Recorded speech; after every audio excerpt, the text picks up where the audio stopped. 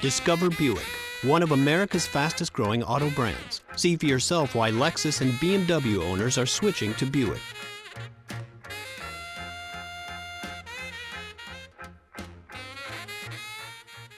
Guys for coming, and again, we appreciate it. Obviously a tough loss last Saturday. We had a chance to get out of our systems yesterday and had a real good practice this morning. So I was pleased with their approach this morning, and it's on to North Carolina. And as I told the team yesterday, I think this is the best team we faced all year. This is an excellent team. They're a 5-1 team. Easily could be 6-0. I know they feel they could be 6-0. It's the best personnel from top to bottom that we've seen or that we faced this year. So it presents a great challenge, and it presents a great challenge in the areas that we need to combat ourselves. Primarily big offensive line, excellent running game, running back that's running very hard. I think 4 or 5 100-yard games in a row. He's #1 in the country as a freshman. Quarterback's playing very well right now. Renner, 74% and 2-to-1 touchdown to interceptions, 12 touchdowns, and #1 in the ACC in pass efficiency. So Dwight Jones, big time receiver, almost 40 catches already, 7 touchdowns, acrobatic. The last 4 have been acrobatic as can be. On defense, we see at least a lot of guys play about 4 defensive ends, couples you all know. 19 career sacks, 6'6" at the defensive ends, all over 305, 310, 320 inside. We'll see 5 tackles, very physical linebackers that can run, all 6'2" better, 225, 230, 235, 2 active safeties and 2 guys that can cover at the corner, and the best kick returner in the country. So we'll have our hands full. I know that North Carolina's got our guys' attention, and we're gonna need it. And we need to continue to prepare well and play our best game of the year. With that, I'll open up any questions that you have. Hey, Al, Butch Davis, I think, built that program probably using the same formula that he used here when he was here. Are you I mean, you probably didn't study Miami very hard back then, but are you seeing a lot of those type of attributes in the personnel groups? I don't think there's any question. I mean, it's a big physical offensive line. It's an offense that doesn't beat itself. High percentage throws, shots occasionally, big power running game inside. Everything starts with the defensive line. Again, so what you said about Butch is accurate. I applauded Butch just a couple minutes ago for what he's put together here in terms of the symmetry, the depth, and and again, when I talk symmetry, I'm talking if you just look at the depth chart, it's senior, sophomore, junior, freshman, sophomore, junior, senior, freshman, junior, senior, sophomore. So there's good symmetry at a lot of different positions. So that he's not playing with freshmen at a lot of places where there's nothing else. So, but clearly he's built this from the defensive line and the offensive line from the line of scrimmage out. Al, if you looked at your team prior to the season, you'd probably point to safety as what could be a high-impact spot, but then obviously you're without Ray for 4 games. Is Vaughn playing at the level at which he's capable of, and should that position over time, once Ray gets reacclimated, be a high-impact position for you? Again, number one, I think we're learning what everybody's capable of, and again, it's not what the perception is or not what reality is. We're learning as a staff what our players do best and what they're capable of. I know Vaughn is improving now, which is good. He needs to continue to improve, but certainly we need more plays out of Vaughn. We need forced fumbles, we need takeaways, we need interceptions, those types of things. So I don't think there's any question. Clearly, Joe is doing a nice job for us in there. But he trained our first 6 months. He trained at corner, and I think we all could watch the tape and know that Ray was very rusty in that game, and didn't perform at a level that he wants to, nor did he perform at a level that you need to win the game in that situation. What's the gap right now between how good Streeter is and how good he could be? He's obviously made so much progress with your staff this year since you came here. Is there still a big ceiling? I think he's still got a long way to go. I mean, he's clearly, if you just watch the catch, he catches the ball and pulls it away from his body down there, which is something that takes a long time to train. So he's working on it. And again, we always talk about creative excellence and, understanding what your roles are in the game. And like I always tell him, the balls and grass is paid for. Go do what you got to do. And if he was going to catch that fade all week, he worked on it all week after practice. And so he took his training to the game. And so I think he's starting to understand that he's getting results because of what he's putting in. So it was also the first game where he blocked 2 guys to the ground all year. And it may not seem like a big deal to you guys, but so he's starting to understand that the impact that his blocks and at his size can have on the running game. He's getting better in and out of breaks.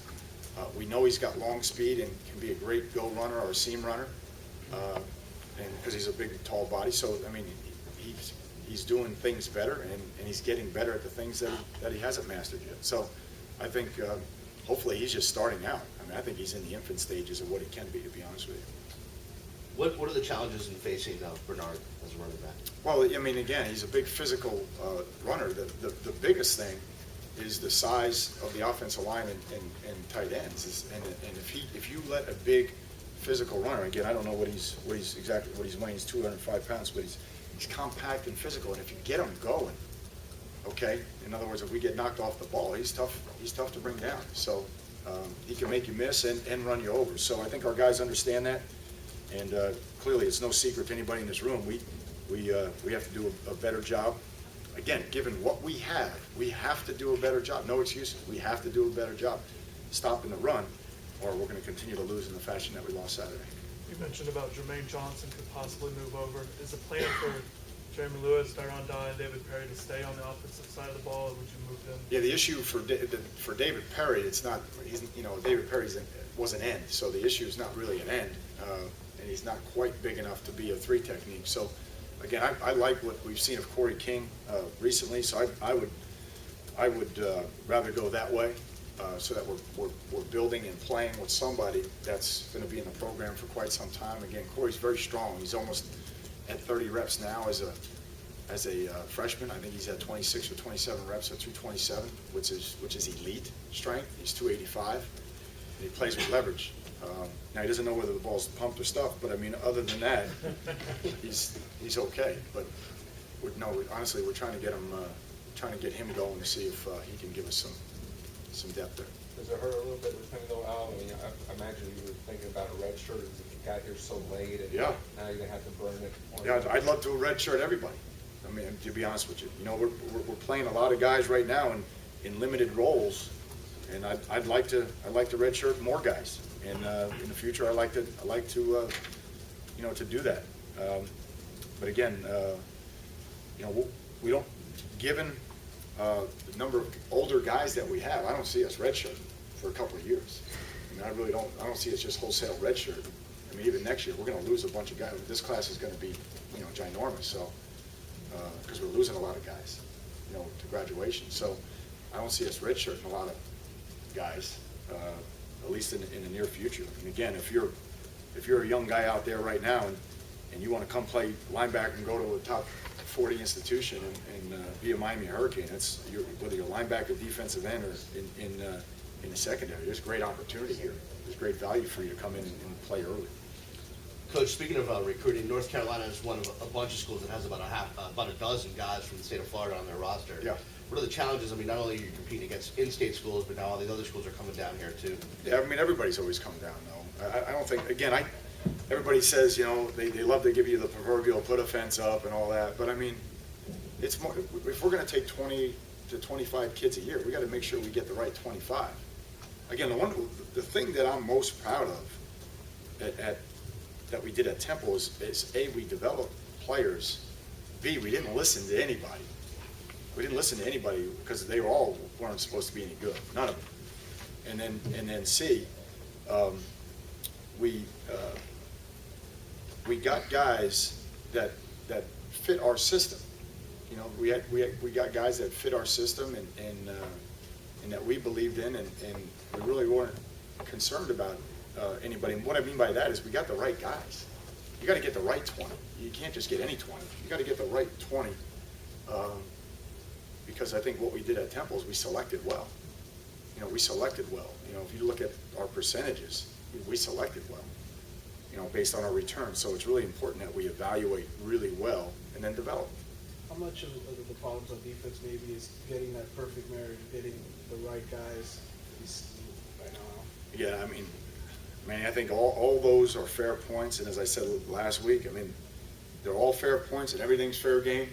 For what we're doing right now on defense, it's all fine, but the reality of it is that we have enough talent if everybody plays the same defense, the same call, all right? Everybody's got the right gap, and we play as a unit. When we play as a unit, we'll be okay. Will we be dominant right now? No. Okay, we have to take the ball away. We have to be good on third down. We have to be good in red zone until we're, you know, obviously equipped and have the depth and the strength and all those things to do it every down. But again, I'm trying to answer the question without giving you an excuse. You understand what I'm saying? Right. There is no excuse right now. We are what we are, and if we're going to improve from last week to this week, then we better stop freelancing in some spots that we're freelancing. We kick the ball out of bounds. They start off on the 40. The next play, they run a post pattern into post coverage, and it scores. Now, you go find me an offensive coordinator that would run a post pattern into post coverage. We were so badly out of place in the post that they score.